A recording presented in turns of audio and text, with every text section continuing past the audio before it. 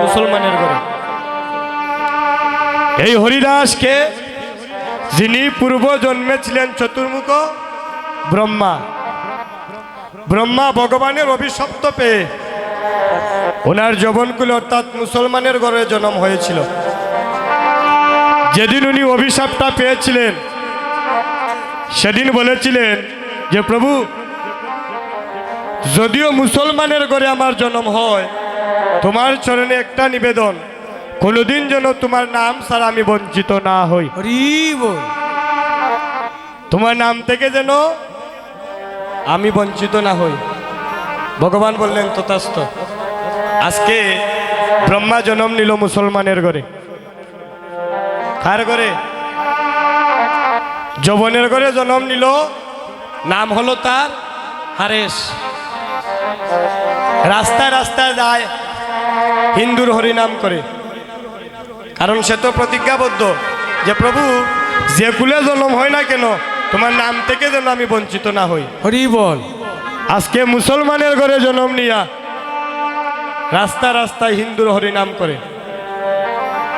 আদেশ করলেন, কাজী সাহেব যাও, মুসলমানের ঘরে জন্ম লইয়া হিন্দুর হরিনাম করে বাজারের সাথে তারে বেঁধে তোমরা বেত্রাঘাত করো। যতক্ষণ পর্যন্ত বদন থেকে কৃষ্ণ নাম বাহির নাই হবে, ততক্ষণ পর্যন্ত শাবকের আঘাত করবে। আর যদি তার বদন থেকে কৃষ্ণ নাম তোমরা মুছে দিতে না পারো, কাজী সাহেব বললেন জল্লাদদেরকে, তোমরা দুইজনটা আমি প্রাণে শেষ করে ফেলবো। আদেশ হয়ে গেল। বাবা নিয়ে গেলেন বাজারের বেত্রাঘাত করতে করতে দুইও জল্লাদ ক্লান্ত হয়ে গেল। অবশেষে গিয়া হারেসে কইল, বাইরে তুমি মানুষ না আর কিচ্ছু? একটা বাজারের বেত্রাঘাত করলে মানুষের রুশবুদ্ধির জায়গায় থাকে না। তোমারে বাজারের বেত্রাঘাত করলাম, তাও তোমার বদন থেকে কৃষ্ণ নাম মুছে দিতে পারলাম না। হারেস বলছে, শুনো, খণ্ড খণ্ড যদি হয়ে যায় আমার প্রাণ, তথাপি নাহি চারিব এই বদনে মধুর কৃষ্ণ নাম। যতক্ষণ দেহের মধ্যে প্রাণ আছে আমি ওই নাম ছাড়তে পারবো না। আমি চেষ্টা করি ওই নামটা ছেড়ে দেওয়ার, কিন্তু আমি কি করব? ওই কৃষ্ণ নাম যে আমায় ছাড়ে না। একটা কাজ করো, তোমরাও প্রাণে বাঁচবে, আমিও বাঁচমু। দুই জল্লাদ কইল, ভাই তোমারে যদি মারতাম না পারি, বদন থেকে কৃষ্ণ নাম সরাইতে না পারি, তাইলে তোমার কারণে আজকে আমাদেরও প্রাণ যাবে। আরে শৈলা, তাতে আমার একটা বুদ্ধি আমি দিতে পারবো। আমি কিছুক্ষণের জন্য সমাধিষ্ট হয়ে যাব, আর তোমরা তোমরার হাজিরে গিয়া কইবাই বেত্রাঘাত সইতে না পেরে হারেস মারা গিয়েছে। তবে হ্যাঁ, আমার এই দেহটারে তোমরা কৈবর দিও না, আমার এই দেহটারে তোমরা আগুনে পুরাইও না। যদি পারো শিরোধরি গঙ্গার জলে ভাসাইয়া দিও। তাই গৌর হরি বল, হরি বল। আজকে কিছুক্ষণের জন্য সমাধিষ্ট হয়ে গেলেন। কাজীর কাছে খবর গেছে। জল্লাদে গিয়া কয়, কাজী সাহেব এমন মারি মারছি, মার সইতে না পেরে হারেস মারা গেল। এখন তার দেহটা আমরা কি করব? কাজী সাহেব কইলা, মুসলমানের ঘরে জন্ম নিয়ে হিন্দুর হরিনাম করলো, না পারমো আগুনে ফুরাইতাম, না পারমো কৈবর দিতাম। তার এই দেহটা তোমরা একটা কাজ করো, সুরধনী গঙ্গার জলে গিয়ে বাসাইয়া দিয়ে আসো। হরি বল। সুরধনী গঙ্গার জলে বাসাইয়া দিলেন। আজ এই মাত্র বাসাইয়া দিলেন। কৃষ্ণ কৃষ্ণ কৃষ্ণ বলে মৃতদেহটা নদী দিয়া বাসিয়া যাইতেছে। আর ওই নদীর পারে আমার অদ্বৈত প্রভু শান্তিপুরের বাবলা তোলায় বসে মহাপ্রভুর আরাধনা করতেছেন। আরাধনার মাধ্যমে যখন ধ্যানে ছিলেন, হঠাৎ উনার কারণে এসে বাসলো। গাঙ্গে দিয়ে একটা মানুষ যায়, মৃত মানুষের মুখে কৃষ্ণ নাম শোনা যায়। হরি বল। উনি একটু উঠে আসলেন, এসে যখন হাতটা বাড়াইলেন, তুলি আনলেন নদীর পাড়ে। তোমার এই অবস্থা কেন? তোমার নাম কি? বলছে আমার নাম হারেস। তাহলে তোমার অঙ্গে এগুলা কি? বলছে এগুলা তেমন কিছু নয়, এটা আমার কৃষ্ণ নামের অলংকার। ভক্ত যারা, তাদের কথাটাই অন্যরকম থাকে। কৃষ্ণ নামের জন্য 22 বাজারের বেত্রাঘাত করলো, রক্ত পড়তেছে। যখন অদ্বৈত প্রভু প্রশ্ন করলেন এগুলা কি? বলছে এটা আমার কৃষ্ণ নামের অলংকার। বলছেন শুনো, আমি নিজে দেখলাম শাবকের আঘাত, তুমি বলছো কৃষ্ণ নামের অলংকার। বলছে প্রভু আমি কৃষ্ণ নাম করি বলে ওরা আমার বেত্রাঘাত করলো, শত বাধা দিলাম, তারা বাধা শুনলো না। অবশেষে সুরধনী গঙ্গার জলে আমার বাসাইয়া দিল। শুনো, অদ্বৈত প্রভু বললেন যে হরির জন্য মায়ের খাইয়া কয় এটা তার কৃষ্ণ নামের অলংকার, আজ থেকে আমি তার নাম দিলাম হরির দাস। হরি বল। আজ থেকে তোমার নাম হরিদাস। যে হরির জন্য মায়ের খাইয়াও গোপন করে, আজ থেকে তুমি হরিদাস, আমার অঙ্গনে থাকবে, আমার সাথে সাধন ভজন করবে। শুনবেন মায়েরা। আসিয়া অদ্বৈত রায় শোনে মুখে দেখিতে পায়, কলির গুরু বড় অন্ধকার। ওই সময় কি গগনে সূর্য ছিল না? ওই সময় কি রাত দিন ছিল না? তাহলে কেন কলিজীবকে গুরু অন্ধকার বলা হলো? কলিজীবী ছিল চৈতন্য, মহাপ্রভু তাদেরকে চৈতন্য দান করার জন্য কলিযুগে 16 নাম 32 অক্ষরে মধুমাখা কৃষ্ণ নাম নিয়ে আসলে।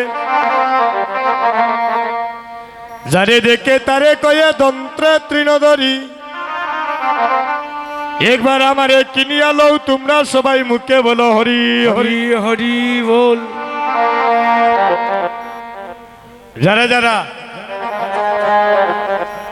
চৈত্র মাসের 12 স্নানে গিয়েছিলেন সবাই একটু হাতটা উপর দিকে তুলুন। চৈত্র মাসের শুভ তিথিতে আমরা স্নান করতে যাই, ওই স্নানে যারা গিয়েছিলেন হাতটা তুলেন। আচ্ছা হাতটা নামান। আমি হাতটা কেন তুলালাম বাবা? কারণ আমি যে ঘটনাটা কইমু, যারা জান নাই হয়তো আপনাদের বিশ্বাস নাও হতে পারে, এজন্য হাতটা তুলালাম। এখনো গেলে ওই জায়গায় দেখবেন একটা পঞ্চতত্ত্বের মন্দির পাওয়া যায়। পঞ্চতত্ত্ব মন্দিরের পাশেই বাম দিকে এখনো গেলে দেখবেন একটা দুর্গা মন্দির আছে। ওই সময় আমল ছিল দিব্যসিংহ রাজার আমল। দিব্যসিংহ রাজার কুল পুরোহিত ছিলেন আমার অদ্বৈত প্রভুর পিতা কুপের আচার্য। আমরা সবার তো পুরোহিত আছেন, পূজা পাল করলে পুরোহিতের প্রয়োজন। তাইলে দিব্যসিংহ রাজার যে কুলপুরোহিত, উনি ছিলেন অদ্বৈত প্রভুর পিতা কুপের আচার্য। অদ্বৈত প্রভুকে যিনি কলির যুগে আসলেন, দেবের দেব মহাদেব অদ্বৈত হয়ে কলির যুগে উনি এসেছিলেন। ওনার বাবার নাম কুপের আচার্য, মায়ের নাম নাবাদেবী, মহাবিষ্ণু অবতার। প্রত্যেক দিনই দুর্গা মায়ের মন্দিরে যান অদ্বৈত প্রভুর পিতা কুপের আচার্য। প্রত্যেক দিনই দুর্গা মায়ের মন্দিরে পূজা করার জন্য যান।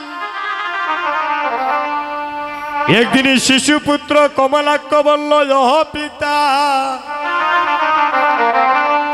আমার মনে বড় বাসনা, আমি ওই আজ তোমার সঙ্গে দুর্গা মায়ের মন্দিরে যাব। ও মায়েরা, এই যে আপনারা সেবার সঙ্গনে আসলেন গো মা, এখন আপনার সন্তান যদি আপনারে কয় যে আমি তোমার সামনে কীর্তনে যাব, আপনারাকে নিয়ে আসবেন না? আজকে শিশুপুত্র কমলাক্ষ বাবার কাছে বলছে, বাবা তুমি প্রত্যেক দিন দুর্গা মায়ের মন্দিরে পূজা করার জন্য যাও। আজকে আমার মনে বাসনা জাগলো, আমিও তোমার সামনে দুর্গা মায়ের পূজা দেখতে যাব। হরি বল। বাবার কনিষ্ঠ আঙ্গুলে ধরিয়া আজকে মা দুর্গা দেবীর বাড়িতে যাত্রা করলেন। এই অদ্বৈত প্রভুর বয়স যখন 12 বছর ছিল, ওনার কিন্তু আরেকটা নাম ছিল। 12 বছর বয়সের সময় নাম ছিল কমলাক্ষ। আজকে বাবার কনিষ্ঠ আঙ্গুলে ধরিয়া দুর্গা মায়ের মন্দিরে উনি যাত্রা করলেন। এই আঙ্গুলটার নাম কি গো মা? এই আঙ্গুলটার নাম কনিষ্ঠ আঙ্গুল। সন্তান যখন বাইরে যায়, আমার মায়েরা ওই আঙ্গুলটার মধ্যে খামর মারেন, ঠিক আছে নি গো? এই 4টা আঙ্গুল কিতা দুঃসল্য মা। তারপরে বাম পায়ের তল থেকে ফদদুলা আনিয়া সন্তানের মস্তকে লেপন করেন, ঠিক আছে নি?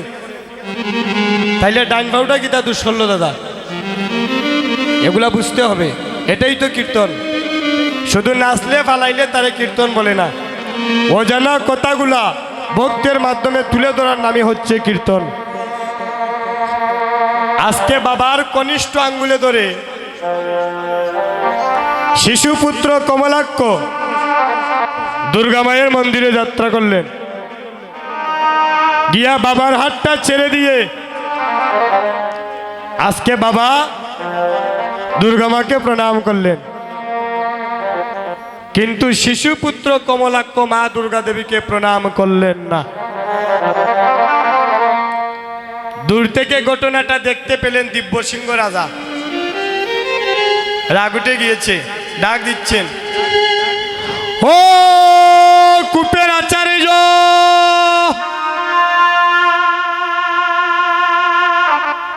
শুনো শুনো কূপের আচার্য, এই জগতের সবাই আসিয়া আমার দুর্গা মায়ের চরণে প্রণাম করলো, কিন্তু তোমার শিশুপুত্র কমলাক্ষ কেন আমার মায়ের চরণে প্রণাম করলো না? হরি বল। এই জগতের যারাই আসে সবাই আমার দুর্গা মায়ের চরণে প্রণাম করে, কিন্তু তোমার শিশুপুত্র কমলাক্ষ কেন আমার দুর্গা মায়ের চরণে প্রণাম করলো না? শুনো শুনো কূপের আচার্য, যদি তুমি তোমার সন্তানের ভালো চাও, গিয়ে বলো আমার দুর্গা মায়ের চরণে প্রণাম করার জন্য, না হয় তোমাদেরকে এই রাজ্য থেকে আমি বিতাড়িত করে দিয়ে দেব।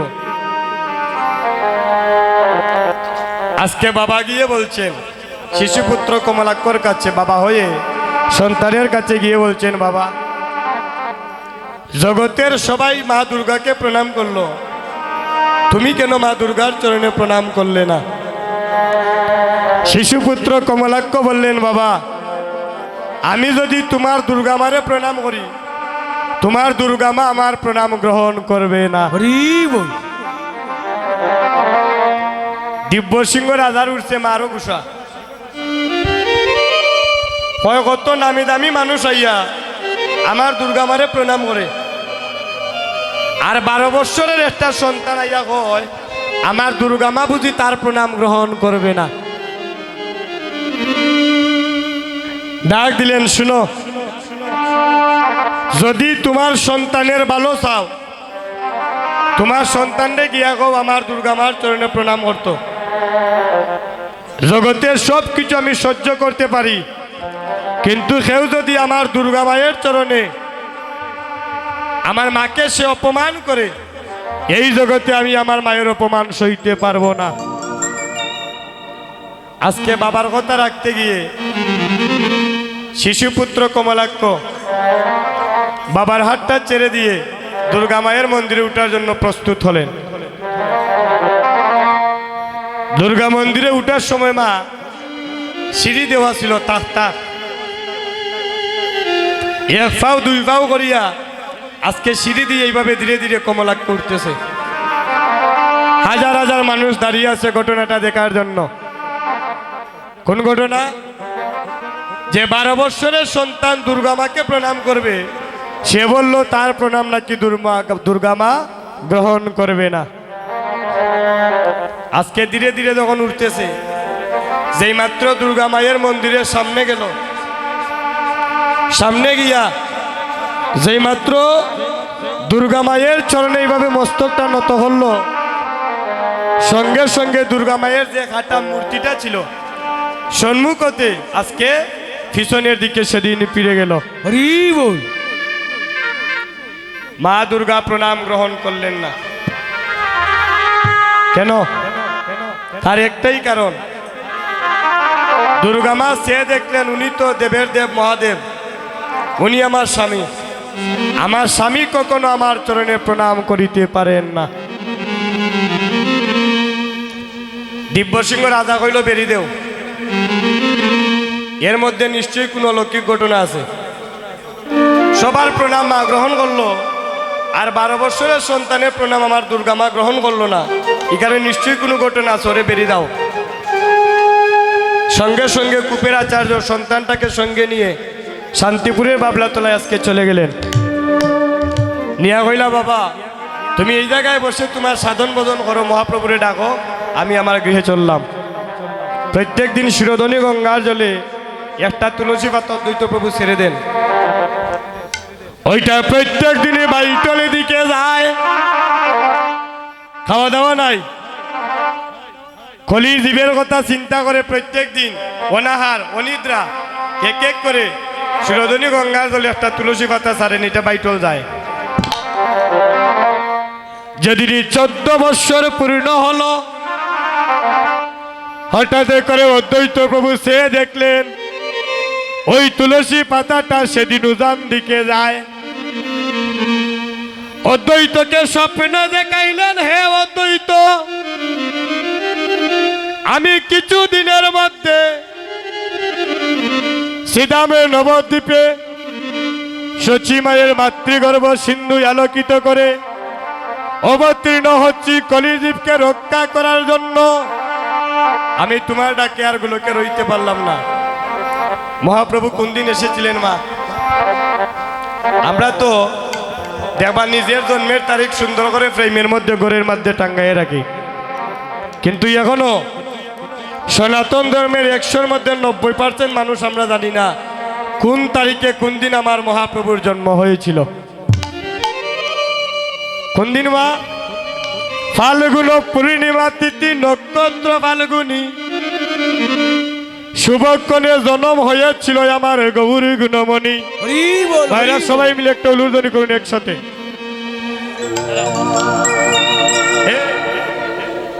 যেই মাত্র জন্ম নিলেন নদিয়ার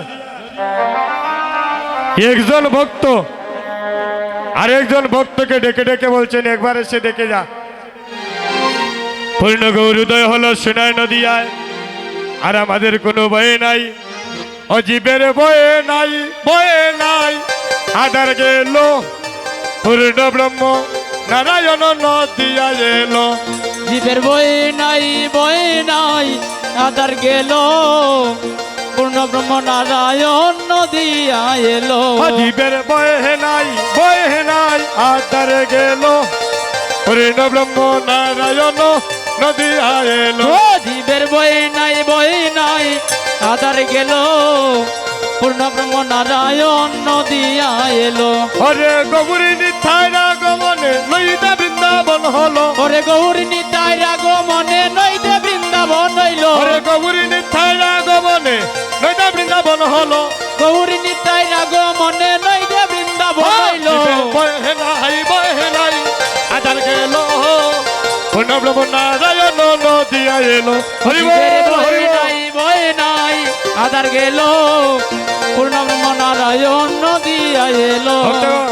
একজন ভক্ত আর একজন ভক্তকে ডেকে ডেকে বলছে একবার এসে দেখে যা ও আইলো দেখো সংকীর্তনের গৌরহরায় ও আইলো দেখো সংকীর্তনের গৌররা আরে ও আইলো দেখো সংকীর্তনের গৌরহরায় ওরে ও আইলো দেখো সংকীর্তনের গৌররা হরে নামের ধ্বনি প্রেমের ধ্বনি মধুর ধ্বনি শোনা যায় ওরে নামের ধ্বনি প্রেমের ধ্বনি মধুর ধ্বনি শোনা যায় হরে নামের ধ্বনি প্রেমের ধ্বনি মধুর ধ্বনি শোনা যায় ধ্বনি প্রেমের ধ্বনি মধুর ধ্বনি শোনা যায় ও আইলো দেখো সংকীর্তনের গৌররায় ও আইলো দেখো সংকীর্তনের গৌররা নদী আর ভক্ত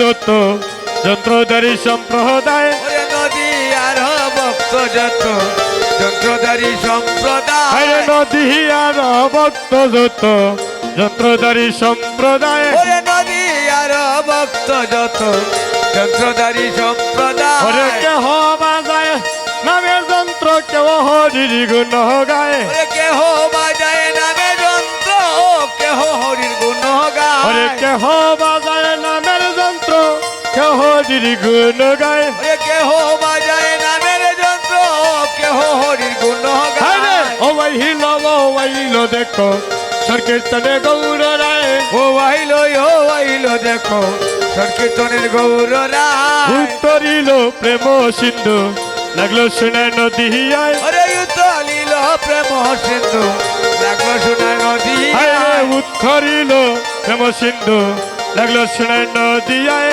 উতলিল প্রেম সিন্ধু লাগলো শোনা নদী ওরে শ্রীচরণ পাইবার আছে দিন দয়াল দাসে গায় শরণ পাইবার আছে দিন দয়াল দাসে ওরে গায় শ্রীচরণ পাইবার আছে দিন দয়াল দাসে গায় পাইবার আছে দিন দয়াল দাসে আরে গায় ও আইলো দেখো সংকীর্তনে গৌর আরে রায় ও আইলো দেখো সংকীর্তনে গৌররায় নামের ধ্বনি প্রেমের ধ্বনি মধুর ধ্বনি শোনা যায় ওরে নামের ধ্বনি প্রেমের ধ্বনি মধুর ধ্বনি শোনা যায় ওরে নামের ধ্বনি প্রেমের ধ্বনি মধুর ধ্বনি শোনা যায় নামের ধ্বনি প্রেমের ধ্বনি মধুর ধ্বনি শোনা যায় ও হায়রে মধুর ধ্বনি শোনা যায় ও হরে মধুর ধ্বনি শোনা যায় ওরে নামের ধ্বনি প্রেমের ধ্বনি মধুর ধ্বনি শোনা যায় ওগো নামের ধ্বনি প্রেমের ধ্বনি মধুর ধ্বনি শোনা যায় আরে মধুর ধ্বনি শোনা যায় ওরে মধুর ধ্বনি শোনা যায় ওরে নামের ধ্বনি প্রেমের ধ্বনি মধুর ধ্বনি শোনা যায় ওগো নামের ধ্বনি প্রেমের ধ্বনি মধুর ধ্বনি শোনা যায় আরে মধুর ধ্বনি শোনা যায় আরে মধুর ধ্বনি শোনা যায় ওরে নামের ধ্বনি প্রেমের ধ্বনি মধুর ধ্বনি শোনা যায় ওরে নামের ধ্বনি প্রেমের ধ্বনি মধুর ধ্বনি শোনা যায় আরে মধুর ধ্বনি শোনা যায় ওরে মধুর ধ্বনি শোনা আরে যায় মধুর ধ্বনি শোনা যায় ওরে মধুর ধ্বনি শোনা ওরে যায় নামের ধ্বনি প্রেমের ধ্বনি মধুর ধ্বনি শোনা যায় হরি বল হরি বল প্রেমের ধ্বনি মধুর ধ্বনি শোনা যায় ওরে নামের ধ্বনি প্রেমের ধ্বনি মধুর ধ্বনি শোনা যায় হরি বল হরি বল প্রেমের ধ্বনি মধুর ধ্বনি শোনা যায় হাই রে মধুর ধ্বনি শোনা যায় ওরে মধুর ধ্বনি শোনা যায় ওরে নামের ধ্বনি প্রেমের ধ্বনি মধুর ধ্বনি শোনা যায় ভগবানের ধ্বনি প্রেমের ধ্বনি মধুর ধ্বনি শোনা যায় আরে মধুর ধ্বনি শোনা যায় ওরে মধুর ধ্বনি শোনা যায় ওরে নামের ধ্বনি প্রেমের ধ্বনি মধুর ধ্বনি শোনা যায় ভগবানের ধ্বনি প্রেমের ধ্বনি মধুর ধ্বনি শোনা আরে যায় মধুর ধ্বনি শোনা যায় ওরে মধুর ধ্বনি ওরে নামের ধ্বনি মধুর ধ্বনি শোনা যায় নামের ধ্বনি প্রেমের ধ্বনি মধুর ধ্বনি শোনা যায় আরে ও আইলো দেখো সংকীর্তনের গৌর রায় ও আইলো দেখো সংকীর্তনের গৌর ওরে ও আইলো দেখো সংকীর্তনে গৌর রায় জয় জয় মহাপ্রভু কি জয় জয় জয় মহাপ্রভু কি জয় জয় জয় মহাপ্রভু কি জয় ভক্তগণ